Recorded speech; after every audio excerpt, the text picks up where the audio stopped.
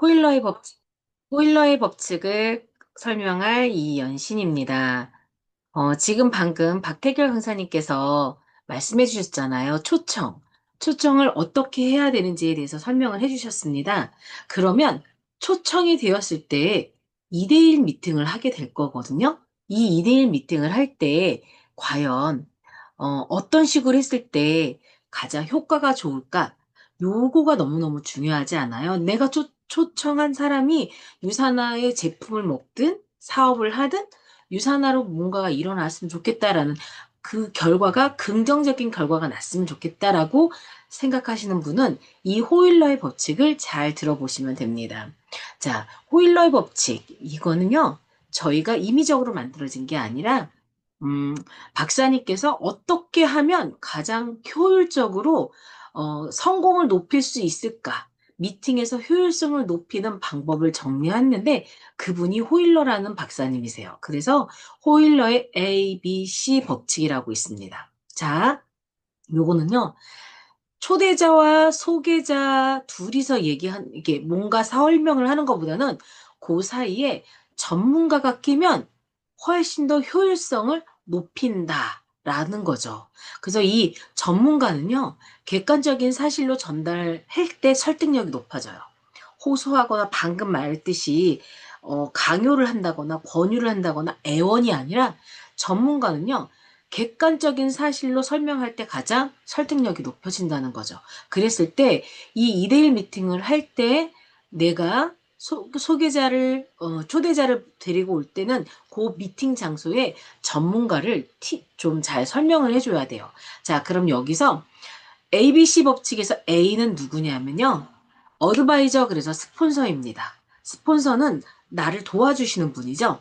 이분이 전문가세요. 자, 여기서 B는 C가 클라이언트라 해서 가망 고객이거든요. 정보를 A가 전달할 때 받을 사람이 클라이언트인데 이 두 사람을 연결해주는 사람이 B가 되는 거죠. 브릿지.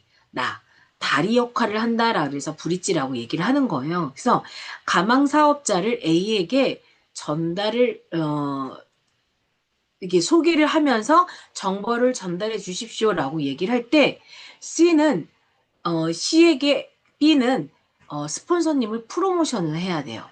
그래야만 이 미팅의 자리가 가장 효율적으로 만들어지는 자리가 된다는 거죠. 그래서, 스폰서님을, 프로모션 할 때는 스폰서님을 외모로서 칭찬하는 것이 아니라 이분의 능력과 실력, 그 다음에 굉장히 성실하다거나 설명을 어떻게 해준다던가 이렇게 해서 스폰서의 전문성을 좀 더, 전달해 주는 게 프로모션 하는 게 가장 좋습니다. B가 미팅 전에 꼭 해야 할 일이 있어요. 어떤 거냐면요. 자, A가 스폰서, B는 뭐예요? 나잖아요. 나고, 그 다음에 C가 사업자인데, 스폰서님이 이 사업자에 대해서 아무것도 모르고 그 자리에 가서 설명을 하는 게 성공률이 좋을까요? 아니면 가망 사업자에 대해서 어느 정도 정보를 갖고 알고 있는 상태에서 설명하는 게 가장 그 성공률이 좋을까요? 맞습니다.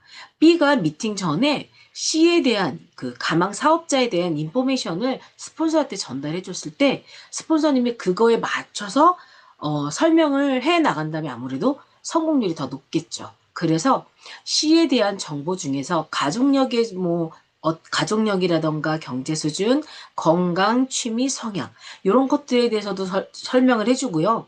C가 정말 원하는 니즈가 뭔지 건강인지 돈인지 시간인지 어떤 거에 관심이 많은 건지 그러면서 C에게 소요 시간을 대략 알려줘야 돼요. 소요 시간이 야 30분이면 돼. 근데요 스폰서가 아무리 빨리 설명을 한다 하더라도요 넉넉 잡아 2시간은 걸리더라고요. 왜냐면 아이스 브레이킹을 하면서 그 사람의 니즈에 맞는 걸 설명하면서 뭔가 설명하려면 적어도 1시간 반에서 2시간이라는 시간이 좀 필요하니까 그게 더 짧아지면 더 좋겠죠. 그러니까 오히려 미팅 소요 시간을 알려주고요. 그 다음에 미팅 장소를 미리 탐색을 하는 게 좋습니다. 조용하고 주차하기 좀 편한 곳, 주차장을 갖고 있지 않으면 인근에 주차가 가능한 곳까지 좀 알아봐서 해주면 좋고요. 그 다음에 여기서 꼭 유념해야 될 건요. C에게 보여줄 툴, 이거는 B가 준비를 하는 거예요. 그래서 이 사람한테 서플리먼트라던가 에브리데이라던가 아니면 유소다라던가 이런 어떤 자료가 필요할지에 대해서는 C가 미리 그걸 준비를 해서 미팅 자리를 준비를 하는 거고요. 미팅 시 미팅 복장은 아무래도 이 자리가 그냥 놀러 온 자리는 아니야라는 느낌을 줄 수 있는 그런 갖춰진 복장이면 너무 좋습니다. 그리고 B가 A에게 사전에 해야 할 일들이 있습니다. 이건 뭐냐면요. 내가 먼저 임의로, C와 미팅 날짜를 잡아놓고, 스폰서님 이날 시간 돼요? 미팅 잡았습니다. 이렇게 하는 게 아니라요. 스폰서님의 스케줄을 체크를 해서 언제 날짜가 가능한지를 체크해서 그 두 날짜 중에서 C에게, 너 언제가 괜찮니? 라고 해서 그 날짜를 잡아보는 게 가장 좋습니다. 왜냐하면 스폰서님이 스케줄이 이미 꽉 차 있는데 중간에 끼어들어서 제대로 시간을 이게 확보하지 못한 상태에서 미팅이 이루어지는 거는 결론적으로 그 미팅이 성공할 확률이 적거든요. 그렇기 때문에 스폰서님의 스케줄부터 먼저 파악하고 그거에 맞춰서 미팅을 잡는 게 중요하고요. 그 다음에, 스폰서님한테 말로만 하면 나 다 했어가 아니라 스폰서는 파트너들이 되게 많기 때문에, 누군지 간혹 머릿속에 기억이 안 남을 수 있어요. 그래서 문자로나 우리 카톡으로 다 남겨주셔야 돼요. 미팅할 친구는 이름이 누구고, 뭐, 이렇게 해서 아까 미리 해놨던 내용들을 스폰서님한테 좀 정리해서 문자를 남겨주시고요. 미팅 당일날도 혹시나 싶어서 스폰서님한테 오늘 몇 시에 어디서 누구 미팅 있습니다. 라고 한 번 더 체킹하는 이런 센스가 굉장히 필요합니다. 자, 그 다음에, 미팅 시 B가 해야 할 일도 있는데요. 어떤 것들이 있냐면요. 미팅 장소에 미리 도착해요. 한 10분, 20분 전에 미리 도착해서 자리를 선정해야 돼요.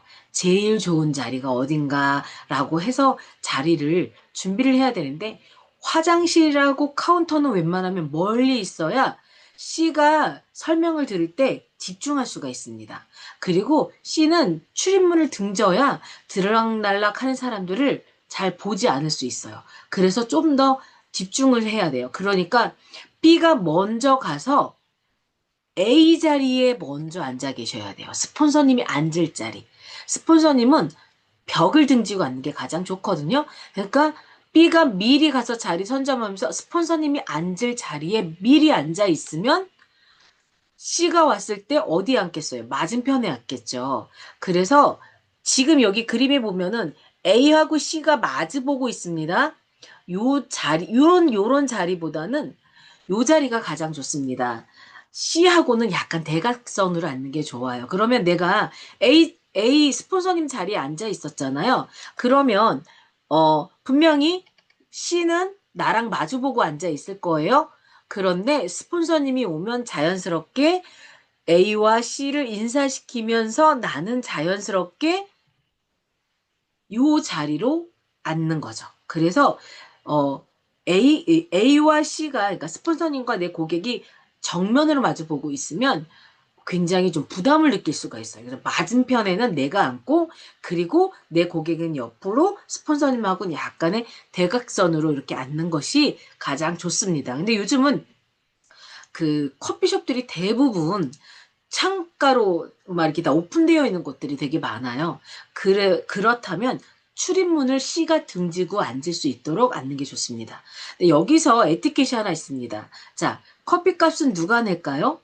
당연히 B가 지불합니다. 스폰서님은 애써 시간을 내서 여기까지 오셔서 내 고객에게 설명을 해주려고 찾아오신 분이기 때문에 그 자리에 커피값은 B가 준비하는 것이 에티켓입니다. 자, 미팅이 시작됐습니다. 요때 되게 중요한 부분이 있습니다.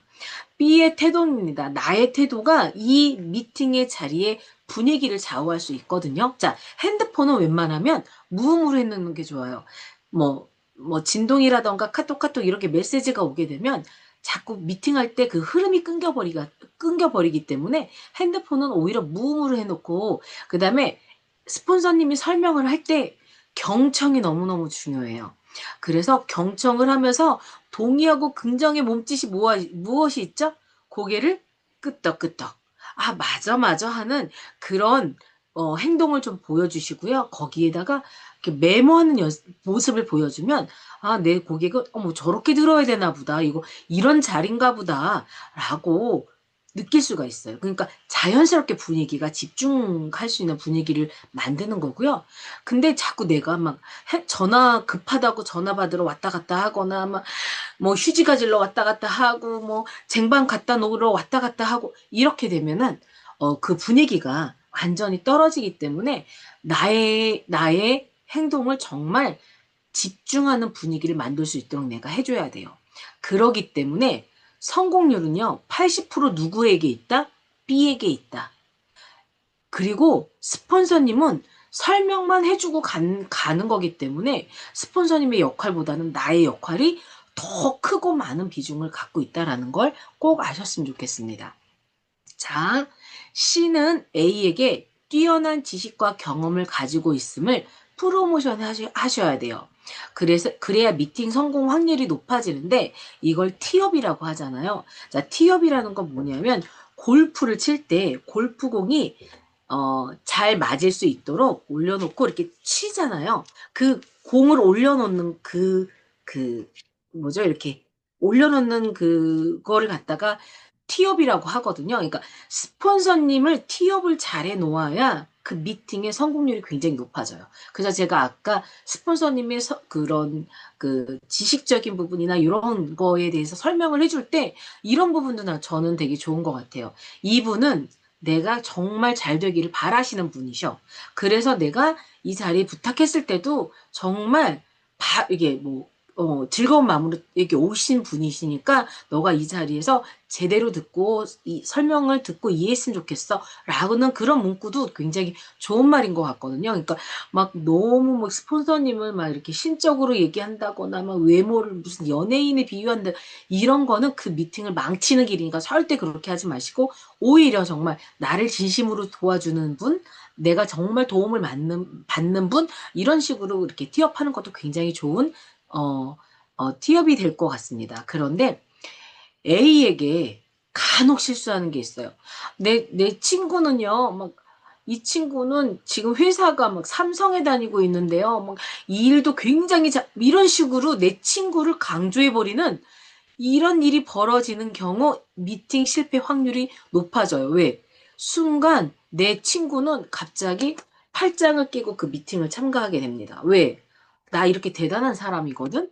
애써 나 시간 내고 왔는데? 라는 상황이 되어버리기 때문에 절대 내 고객을 오히려 스폰서를 티업하는 게 아니라 내 고객을 티업해 주는 경우는 정말 미팅이 실패할 수 있고요. 그 다음에 그래서 내 친구의 이거 분명히 내가 미리 스폰서님한테 내 친구는 어떻고 저떻고 내가 다 이미 정보를 다 줬기 때문에 오히려 스폰서가 내 친구의 체면을 막 이렇게 세워주는 거예요. 어머, 되게 뭐 능력 있는 친구분이시네요. 너무너무 일을 잘하게 생겼습니다. 건강에 관심이 많으신가 봐요. 라고 하면서 C의 체면을 세워주는 걸 스폰서가 했을 경우가 오히려 그 미팅에 효율적으로 성공할 확률이 높아지는 거거든요. 그랬을 때 C는 상대방한테 내가 인정을 받았다라는 마음이 생기면서 내 마음이 싹 녹아지면서 열리면서 아이스 브레이킹이 굉장히 잘 될 수 있습니다. 요거를 꼭 잘 기억하셔야 돼요. 자, 내가 2대1 미팅에서 실수하면 안 되는 일이 또 하나가 있습니다. 자, 스폰서가 설명하는데 도중에 끼어들지 마세요. 스폰서님은 그 미팅을 이 사람이 이런 분위기에 이런 사람이니까 어떤 식으로 설명해야지라고 머릿속에 스케줄을 이걸 다 준비하고 갔는데 내가 끼어드는 순간 그 스폰서님이 그 준비한 내용이 흐트러질 수가 있어요.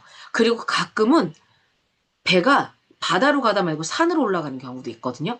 그러니까 절대 미팅 도중에 끼어들지 말고요. 혹여나 스폰서님이 설명하다가 실수를 할 수도 있습니다. 근데요, 내 친구는 그걸 다 기억 못 해요.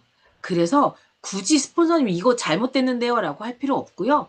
설명이 다 끝나고 난 다음에 잘못 설명이 됐거나 아니면 한 번 더 내가 이 친구가 어떤 부분을 관심 있어 하기 때문에 설명해 줬으면 좋겠다라고 하는 부분이 있으면 오히려 스폰서님 저 이게 궁금한데요. 이 부분을 한 번만 더 설명해 줄 수 있어요?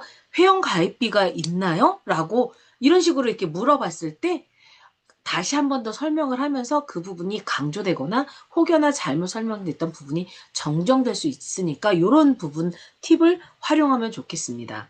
자, 모든 설명이 끝났어요. 스폰서님이 1시간, 1시간 반 정도의 시간을 거치거나 뭐 2시간 정도 넘지는 않겠지만 이렇게 장시간에 걸쳐서 미팅이 딱 끝나면 스폰서님은 그 자리를 정리하고 퇴장을 할 때 스폰서님들은 대부분 그렇게 물어보면 설명이 끝났다라는 그 서로의 그 팁이 뭐냐면 혹시 궁금한 사항 있으세요?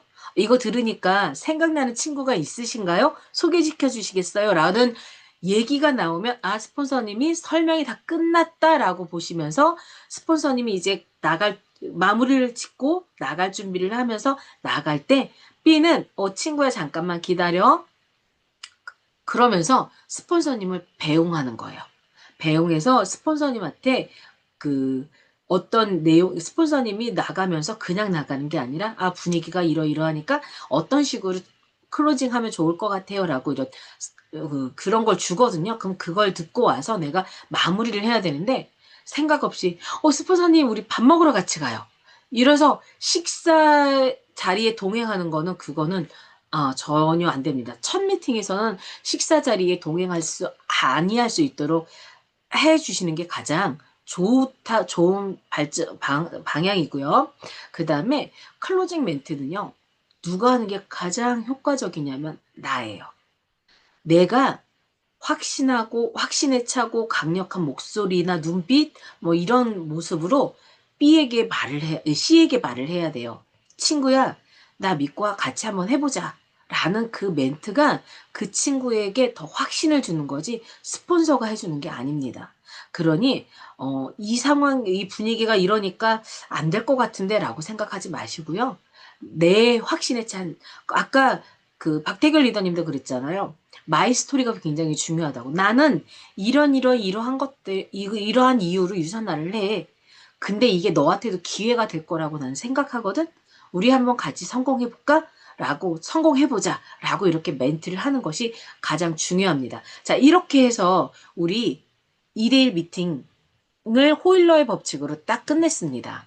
그랬을 때, 호일러의 법칙 2대1 미팅은요, 실질적으로 1대1 미팅을 내가 할 수 있는 능력을 높이기 위해서, 어,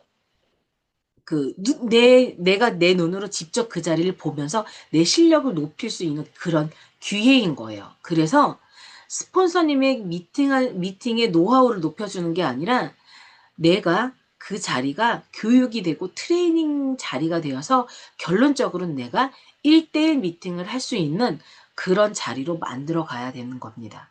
그랬을 때 아까 제가 말씀드렸잖아요. 호일러 2대1 미팅에서 가장 큰 비중을 차지하는 것, 가장 큰 그런 성공에 있어서 가장 큰 비중을 차지하는 것 B라고. 이 결론적으로는 내가 1대1 미팅을 해야 되는데 1대1 미팅을 할 수 있는 그런 역량이 안 될 땐 스폰서님의 2대1 미팅을 하면서 몇 번 보면서 녹음하면서 그걸 다 캐치를 해서 내가 연습을 해서 1대1 미팅을 더 늘려가는 게 그게 가장 좋은 성공의 법칙입니다. 네, 여기까지 자 보셨으면 2대1 미팅 성공의 8등에서 지금 초청과 만남이라는 우리 4단계까지 내려왔는데요. 이렇게 해서 그 초청의 성공을 더 많이 높였으면 좋겠습니다. 감사합니다.